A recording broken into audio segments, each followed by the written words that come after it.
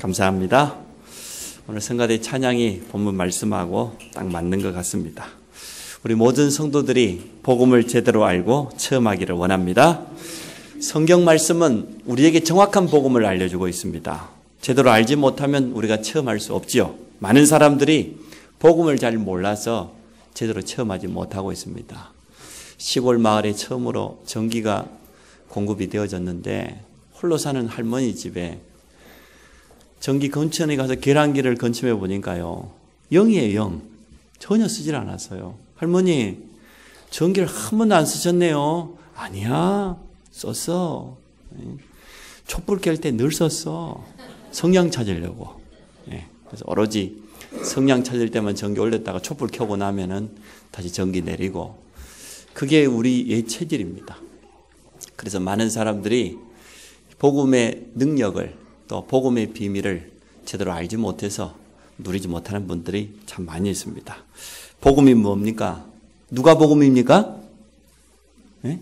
누가 복음이에요? 네? 성경에 있는 누가 복음 말고, 네? 누가 유일한 복음입니까? 예수 그리스도가 유일한 복음입니다. 누가 구원자입니까? 예수 그리스도가 유일한 구원자입니다. 우리의 생명은 오직 예수 그리스도밖에 없습니다. 왜 예수 그리스도가 복음입니까?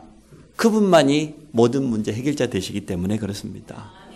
첫사람 아담과 하와가 하나님께 불신앙한 이 원죄는 원하지 않지만 모든 사람에게 유전돼요. 그게 하나님의 법입니다. 모든 사람이 죄를 범하였음에 하나님의 영광에 이르지 못한다. 한 사람도 예언이 없어요. 의인은 한 사람도 없다고 그랬습니다. 이 원죄로 말미암아 저주 가운데, 재앙 가운데 살다가 지옥 갈 수밖에 없는 게, 그게 우리 인간의 운명이란 단어지요. 죄인은 스스로 제 문제를 해결할 수 없습니다. 죄 없는 분이 오셔야 됩니다. 그래서 창세기 3장 15절에 아담의 후손은 안 되기 때문에 여자의 후손이라고 말씀한 겁니다. 여자의 후손이 오면 뱀의 후손, 사단의 머리를 깨뜨릴 것을 분명히 약속했습니다. 아담의 후손은 다 죄인입니다. 죄 없는 그분이 오셨습니다. 예수 그리스도입니다. 예수 그리스도께서 오시기 전에 구약에는 보니까 죄 문제 해결하려고 하면은 뭘 뿌려야 됩니까? 피 예배를 드려야 됩니다. 피 흘림이 없이는 죄 용서함이 없기 때문에 구약 시대의 모든 예배에 보면은 양을 들고 나아가서 하나님 앞에 피 예배를 드립니다. 대속물이라고 하지요. 죄인이 죽어야 되는데 죄인을 대신해서 죽었다 그래서 대속물이라고 합니다. 그래서 구약 시대에 6월절 어린 양 피 바른 날 애굽의 430년 노예에서 해방되었고, 구약시대 예배 때마다 죄인이 하나님 앞에 가서 대속물을 드림으로 죄 용서 받는 거지요. 그게 구약의 예배입니다. 그런데 드디어 그 주인공이 오셨습니다. 마태복음 1장 21절에 보니까 예수 이름의 뜻이 뭡니까? 자기 백성을 그들의 죄에서 구원할 자다. 그 이름이 임마누엘이다. 25절에는 그 이름이 예수다. 예수가 드디어 그리스도의 일을 하시기 위해서 오셨습니다. 그 예수 그리스도께서 하신 일을 성경은 분명히 밝히 말해주고 있습니다. 그분은 많은 일을 했습니다. 기적을 베풀었습니다. 눈먼 자를 눈뜨게 했습니다. 죽은 자를 살렸습니다. 무리를 걸었습니다. 그게 목적은 아닙니다. 십자가에서 죽으시기 위해서 오셨습니다. 십자가에서 그리스도의 일을 완성하기 위해서 오셨습니다. 마지막 남긴 메시지가 뭡니까? 요한복음 19장 30절에 다 이루었다. 구약의 모든 예언, 모든 약속을 다 이루었다. 무엇을 이루었다는 겁니까? 그분이 십자가에서 피 흘리심으로 말미암아 하나님 떠난 인간의 죄 문제를 대속하셨습니다. 완전 깨끗하게 로마서 8장 2절에 말하고 있는 것처럼 생명의 성령의 법이 죄와 사망의 법에서 너희를 해방하였음이니라. 한 사람도 빠짐없어요. 사단이 붙잡혀 있어요. 똑똑한 사람, 많이 가진 사람, 사실은 더 잡혀 있지요. 그것을 통해 사단이 더 이용하지요. 요한일서 3장 8절에 죄를 짓는 자는 마귀에게 속했습니다. 그런데 하나님의 아들이 오신 것은 마귀의 일을 멸하기 위해서 오셨다. 우리에게 길을 열었어요. 내가 바로 길이라고 주님 말씀했어요. 나로 말미암지 않고는 아버지께로 올 자가 없다. 하나님 아버지를 만나는 유일한 길이 바로 예수 그리스도입니다. 이 일을 십자가에서 다 이루신 거예요. 그리고 그리스도가 맞다는 증거로 3일 만에 부활했습니다. 그분이 바로 예수님입니다. 그 예수님이 그리스도의 일을 하셨습니다. 하나님이 우리에게 요구한 건 단 하나밖에 없습니다. 믿으라는 거예요. 예수가 그리스도의 일을 하신 것을 믿으라는 거예요. 영접하는 자, 그 이름을 믿는 자, 하나님의 자녀가 되는 권세를 주신다고 했습니다. 성경은 이렇게 정확한 복음을 우리에게 말해주고 있습니다. 복음 깨닫고 나면요, 사명이 생겨요. 정말로 구원받은 성도는 하나님이 주신 분명한 사명이 생기게 되어 있습니다. 여러분 오늘 사명을 붙잡으시기 바랍니다. 간절한 마음으로 복음을 받은 사람, 너무너무 어려움 당하다가 구원받은 성도는 가만히 있지 못합니다. 누군가에게 가서 말해주고 싶어 합니다. 저도 그렇더라고요. 내가 이 복음을 받으니까, 내가 구원받고 나니까 너무 감사한데 소망이 생겨요. 복음 전하고 싶은 그런 내 마음속에 열정이 생겨요. 가장 가까운 우리 가족이나 지인들에게 가서 전하게 돼 있죠. 그게 우리의 사명입니다. 정말로 올바로 구원받은 사람은 전도의 사명이 생기는 것입니다. 어느 순간 우리가 구원의 축복을 누리고 있다가 이 사명을 혹시나 놓쳐버렸다고 하면 오늘 그 사명의 자리로 회복되는 시간 되시기 바랍니다. 그래서 오늘 제목이 사명을 회복하자, 이란 제목입니다. 구원받은 모든 성도에게는 하나님이 주신 사명이 있다. 분명한 미션이 있다. 이 미션을 붙잡아라. 첫 번째, 지금 시대가 사명을 잃어버린 시대가 되었습니다. 이스라엘에게 주어진 사명이 있지 않습니까?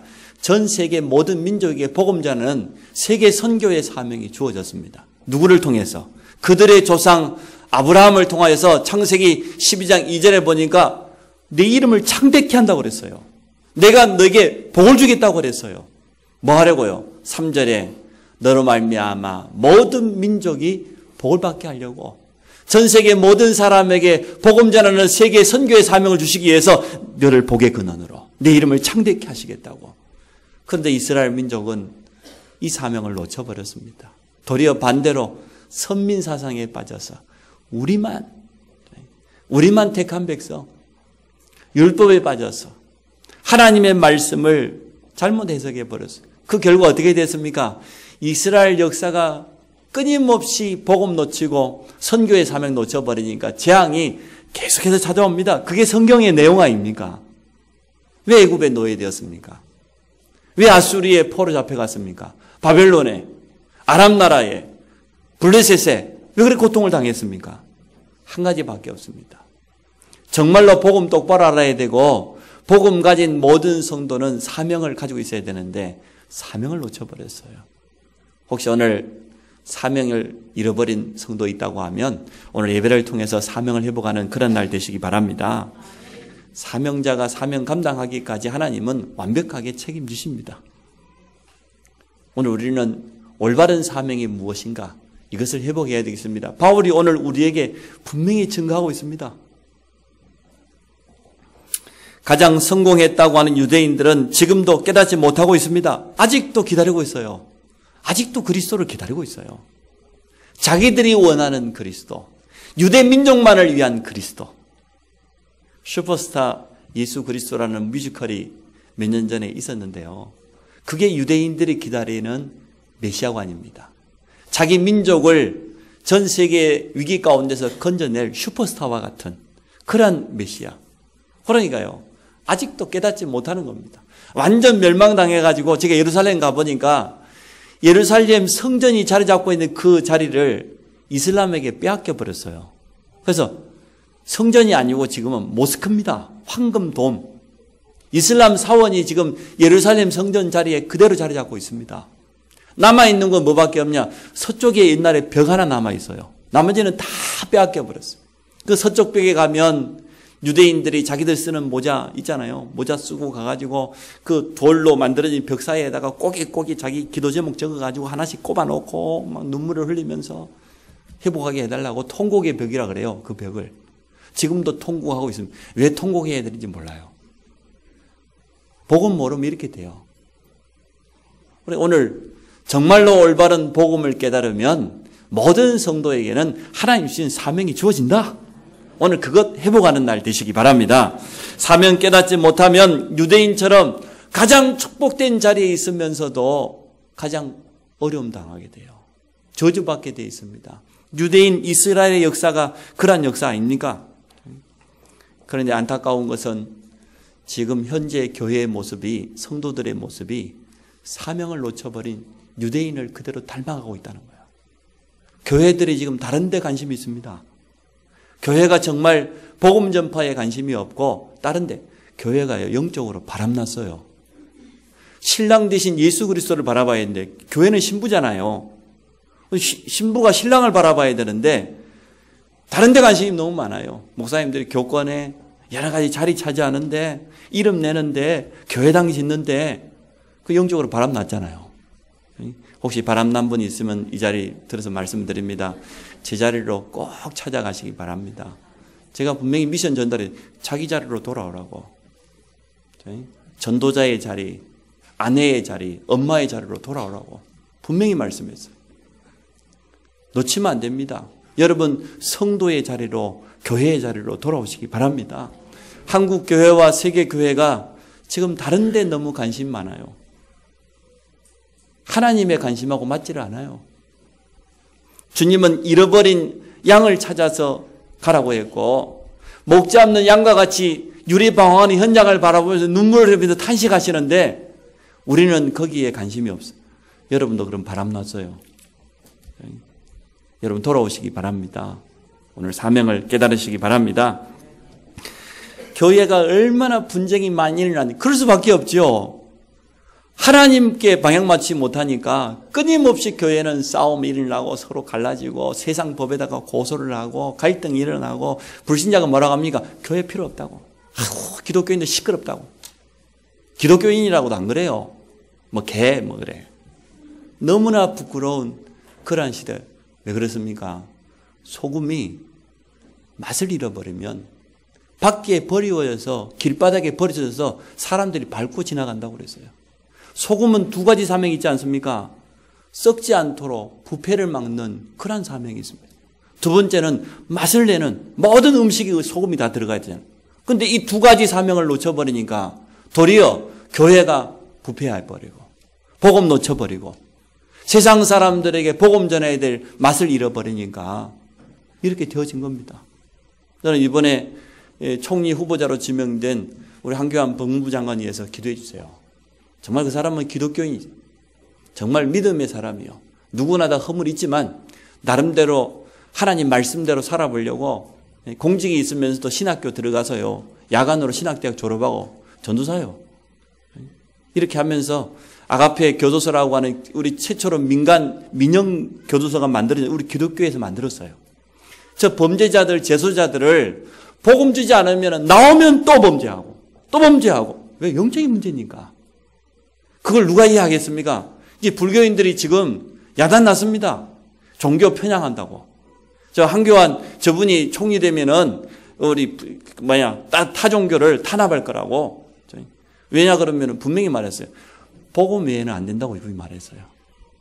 거기 재수자들에게 많은 사람들 앞에 가서 간증하면서 저 사람들이 범죄한 것은 다른 게 아니다. 복음 아니고는 치유할 수 없다고 오직 복음을 말했어요. 맞잖아요. 오직 복음 말하면은 앞으로는 벌금 내는 시대가 온다네요.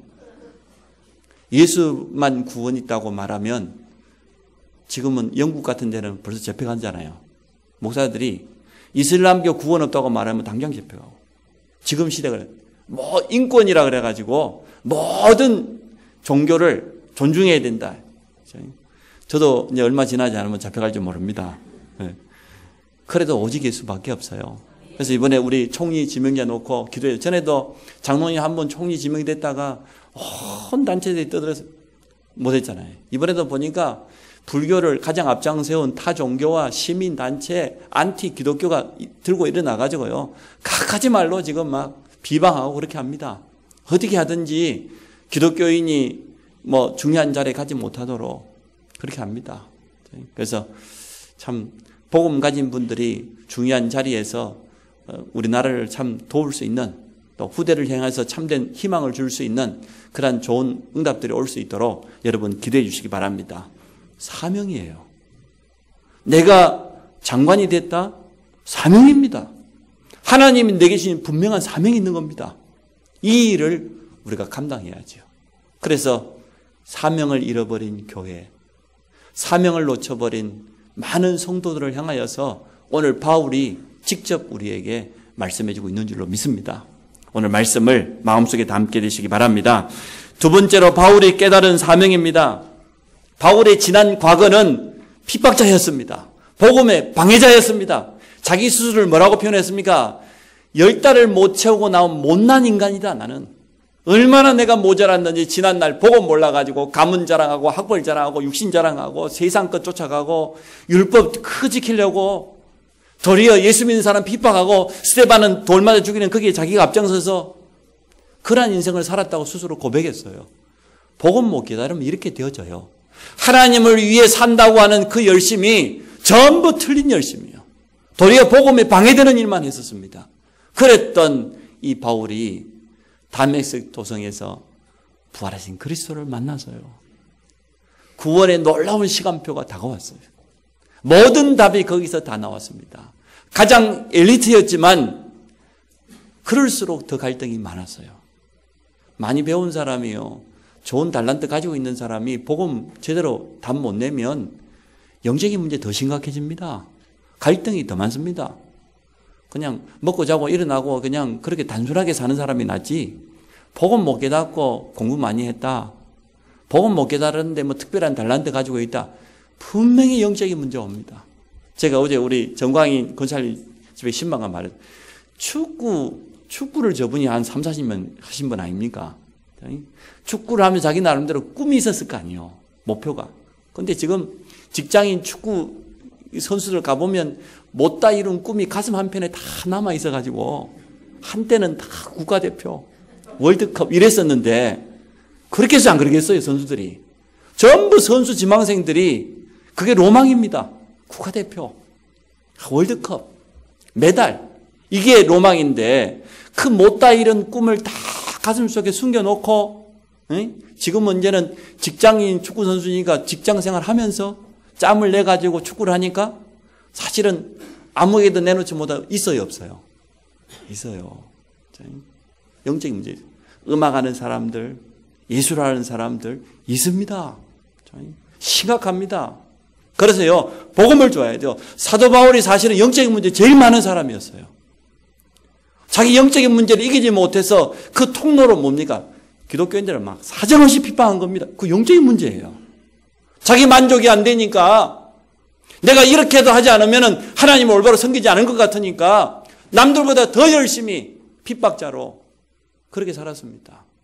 그랬던 사도 바울이 부활하신 그리스도를 만나고 답을 얻었어요. 사명을 받았어요. 바울이 받은 사명입니다.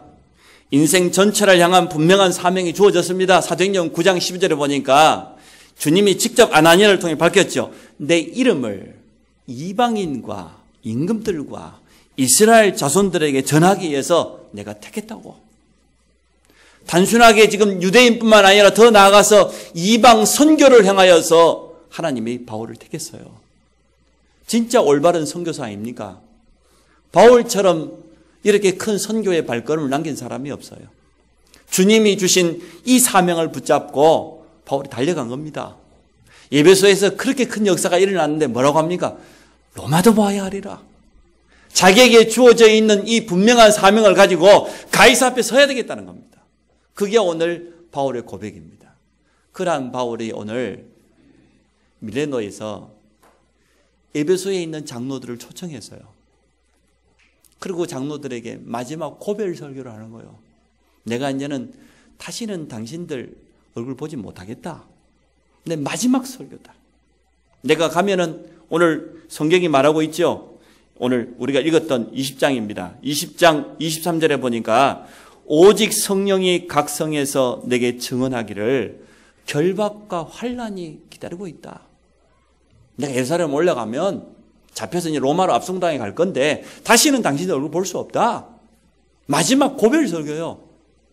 그렇지만 오늘 24절에 내가 달려갈 길과 주 예수께 받은 사명, 곧 하나님의 은혜의 복음을 증언하는 일을 마치려 하면은 나의 생명을 조금도 귀한 것으로 여기지 아니한다. 하나님이 내게 주신 이 사명, 내 생명을 걸고 나는 이 사명 감당하기를 원한다. 오늘 그렇게 지금 마지막 고별 설교하면서 고백하는 내용입니다. 단순하게 고백하는 게 아니고 자신이 그동안 순회하면서 많은 지역마다 제자를 찾고 지교회를 세우고 무너지지 않는 시스템을 세웠는데 그중에 가장 가까운 에베소에 있는 장로들 말이요. 그 장로들이 지금 말하면 목회자들입니다.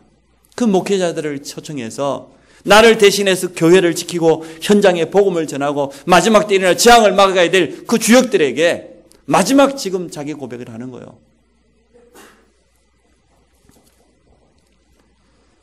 사명자는 어떤 방해가 와도 환난도 문제되지 않습니다.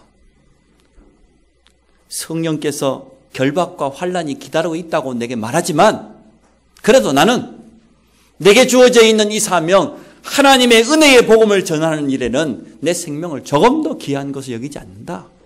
생명 걸고 사명 감당했다 그 말입니다. 우리 특히 렘넌트들이 이러한 축복 받으시기 바랍니다. 내 일생을 걸고 하나님이 내게 주신 사명, 이것을 발견하는 그런 은혜 있어지기 바랍니다. 중국과 북한 국경에서 탈북자들에게 복음 전하는 목사님이 이렇게 간증했어요. 북한에서 넘어온 사람들 가운데 복음을 깨닫는 사람들을 데리고 집중적으로 이렇게 계속 메시지를 전하다 보면 이분들이 복음 깨닫고 나니까 너무 감사하잖아요. 그리고 다시 북한으로 들어간대요. 들어가지 말라고 잡는데요. 당신 들어가면 잡히면 바로 죽는데 바로 처형돼. 가지 마라. 아니다. 내가 가야지. 목사님은 갈 수 없지 않냐. 내가 가야지. 북한을 가장 잘하는 내가 가야지. 왜? 내가 복음 깨달았으니까. 이 복음 전하는 사명 가지고 가지 않으면 저 2천만 우리 동포가 복음 없이 죽어가는데 누가 가야 되겠냐? 내가 가야지. 이래서요. 살기 위해서 국경을 넘어서 생명을 걸고 탈출했던 그 사람들이 이 복음 받고는 다시 복음 전할 사명 가지고 그 죽음의 땅으로, 그 저주의 땅으로 다시 돌아간다는 거예요. 바울과 똑같은 그런 결단이지. 내가 이 은혜의 복음 전하는 것은 내 생명을 조금 더 귀한 것으로 여기지 아니한다. 뭐가 아깝습니까, 여러분? 여러분 생명을 어디에다가 걸었습니까? 세 번째, 오늘 우리가 회복해야 될 사명이 있습니다. 구원받은 모든 성도에게 주어진 사명입니다. 너희는 세상의 빛이다. 빛은 비추는 사명이 있어요. 일어나라. 빛을 발해라. 만민이 지금 어두움 가운데 캄캄한 가운데 가려져 있는데 가서 그들에게 빛을 발해줘라. RTS 캠프를 지난 목요일 마지막 한 2달 동안 했습니다. 기대해 주신 우리 성도님들 또 참여해 주신 우리 모든 사역자들에게 감사를 드립니다.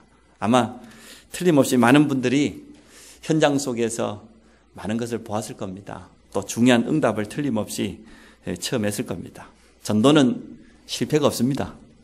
우리 전도자들의 발걸음이 밟는 그 자체가 축복인 줄로 믿습니다. 시간 지나면 틀림없이 열매는 일어나게 될 것입니다. 복음을 전 듣지 않으려고 거부한 사람도 있었을 것이고 관심 전혀 없는 사람도 많았을 겁니다. 어떤 데는 예수 영접하고 말씀 운동이 열려지는 그런 현장도 있는 것 같고요. 어쨌든 이번 RTS 캠프를 통해서 중요한 교훈을 얻어야 됩니다. 현장에 복음 받을 사람은 틀림없이 있구나. 근데 그들에게 복음을 전해줄 사역자가 부족하구나. 그래서 하나님이 부족한 나를 부르셨구나.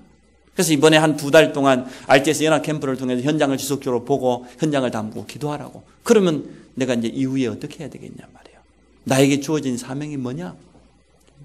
내가 정말 제대로 훈련받고 메시지 준비해서 지속적으로 무너지지 않는 그런 시스템을 현장에 세워야 될 것 아니냐?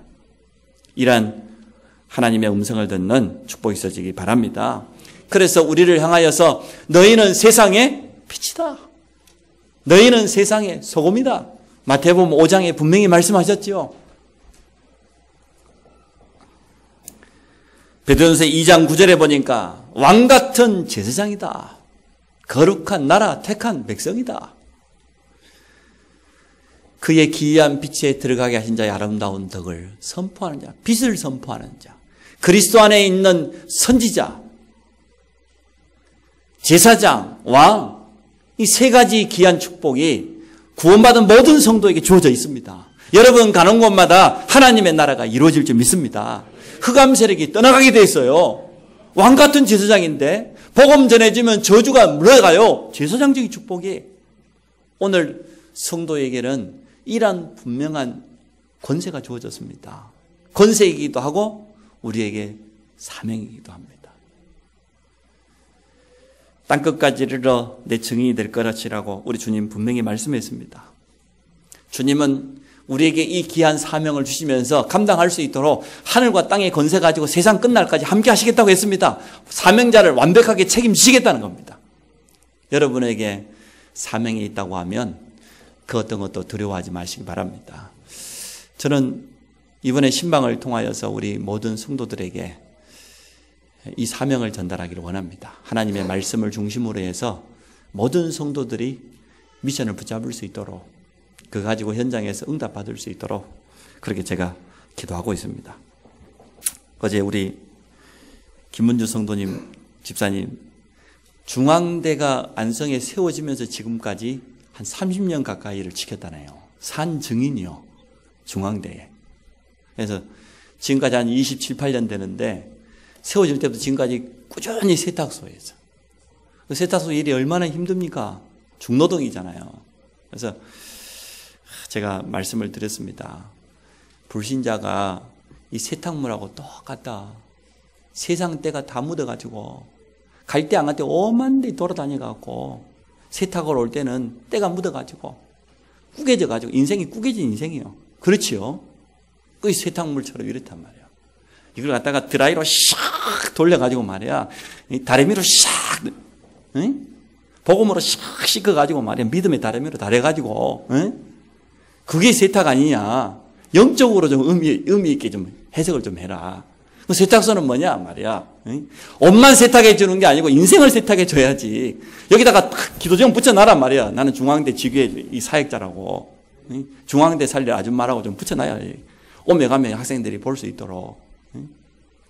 사실은 우리가 있는 모든 현장에 하나님의 사명이 있어요. 그 모든 곳에서는. 성령의 권능으로 함께 하시겠다고 분명히 약속하셨습니다. 오직 성령이 너에게 우리 힘으로 할 수 없는 줄 아시고 우리 능력으로 우리 배경으로 할 수 없는 줄 아시고 사명 없이 혹시 신앙생활하고 있지 않습니까? 아니면은 사명이 있었는데 엿장소인데 팔아먹은 여기다 팔아먹어버리고 지금은 그냥 오로지 주일날만 그냥 몸만 버릇없이 응? 그냥 막 왔다가 도장 하나 딱 찍어 놓고 가고 헌금 봉투에 그러진 않습니까? 이 중국에서 온 친구들아 응? 응? 주일 예배도 못 데려가지고 사명 어디다 다 팔아먹고 중국 엄마는 지금 전사가 돼가 중국 땅을 휘젓고 다니면서 전도하겠다고 중국 복음하겠다고 야단인데 오로지 직장생활의 사명을 역사적인 사명을 띄고 와서 그놈의 돈을 얼마나 벌어갈란지 그분하고 뭐 할 건데 도대체 아파트 사면 뭐하고 뭐 땅 사면 뭐 할 거나 도대체 그 사람 살릴 수 있나? 사명 회복해야 돼요. 사람 전혀 살리지 못할 거기에다가 자기 인생 젊음을 다 투자해버리고 말이에요. 바이올린 많이 긁어가지고 생명 살려라. 마음은 열고 그 사명 감당하려면 이거 긁어갖고 뭐 할 거예요 도대체. 영적인 문제 제일 많은 게 예술가들인데 그래서 오늘요 바울을 통하여서 우리가 중요한 음성을 드려야 돼요. 사명 없이 그냥 교회 생활하는 사람들 대부분입니다. 또 사명이 있었는데 어느 순간 놓쳐버리고 그러고 사는 사람들 너무나 많이 있습니다.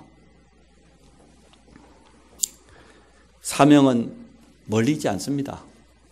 가장 가까운 곳에 그것도 가장 작은 것부터 그게 우리 사명입니다. 가장 작은 것부터 시작하세요. 그것부터 성공하세요. 정말로 말씀 붙잡고 정시기도의 축복 속에 내 개인 다락방을 통해서 내가 힘을 얻고 거기서부터 시작하면 됩니다. 말씀부터 받아야 될 것 아닙니까? 하나님 주신 힘부터 얻어야 될 것 아닙니까? 또 지금 내가 있는 현장 속에 사명이 있습니다. 우리의 가정, 내가 있는 산업 현장, 학교 현장, 거기에 하나님 주신 분명한 사명이 있습니다. 또 내가 맡은 이 직분, 그 속에 하나님 주신 분명한 사명이 있습니다. 이것을 찾아내는 그런 축복이 있어지기 바랍니다. 신방을 통해서 우리 모든 성도들에게 올바른 사명이 전달되기 원하고요. 지금부터 작은 것부터 하십시오. 나만 장군집에 포로로 잡혀간 게지바이는 작은 일에서입니다. 자기가 알고 있는 걸 전달해 줬어요. 우리 주인님이 이스라엘 땅에 선지자를 만났으면 좋겠다. 겉으로는 화려한 갑옷을 입고 말이에요. 요즘 식으로 말하면은 아랍 나라의 최고의 영웅이니까 훈장을 막 달고 있었겠죠. 그런데 속으로는 뭡니까? 문둥병이 걸려져서 속에 썩어가고 있어요. 살이 썩어가고 있어요. 절대로 열대지방에서는 나을 수 없습니다. 불치병입니다. 그 시대에. 그 문둥병으로 죽어가고 있는 나만 장군의 속사정을 안 거요. 그래서 한마디 했어요. 복음을 전한 것도 아닙니다. 이스라엘 땅에 우리 엘리사 선지자가 있는데 우리 주인이 가서 그 선지자를 만나면 나을 수 있다. 그 한마디 전해줬어요. 그 먼 길을 찾아와서 선지자를 만나지요. 요단강에 가서 씻습니다. 그의 질병이 나았습니다. 구원받았습니다. 놀라운 사명을 감당했습니다. 오늘 게지바이가 한 이 작은 일, 그 작은 사명이 나만과 그 집안을 완전 바꾸는 그런 역사가 일어났습니다. 오늘 우리가 큰 것을 해야 되겠지만 가장 작은 것부터, 그것도 가장 가까이서부터, 지금 내가 있는 그 현장에서부터 오늘 분명한 사명을 회복하는 이러한 축복이 있어지기 바랍니다. 그래서 일평생 동안 오늘 내가 달려갈 길, 하나님이 내게 주신 이 은혜의 복음 전하는 것, 이것을 사명으로 붙잡고 자기 생명까지 아끼지 않았던 전도자 바울처럼 결단하는 그런 축복이 있어지기 바랍니다. 하나님, 오늘 함께한 우리 모든 성도들에게 사명을 회복하는 날이 되도록 축복하여 주옵소서. 바울이 고백했던 이 고백이 우리의 고백되어지도록 축복하여 주시기 원합니다. 교회가 많은 성도들이 사명을 놓쳐버리고 빛과 소금의 이 귀한 축복을 놓쳐버리고 왕같은 지상의 축복이 주어졌는데도 알지 못하고 있습니다.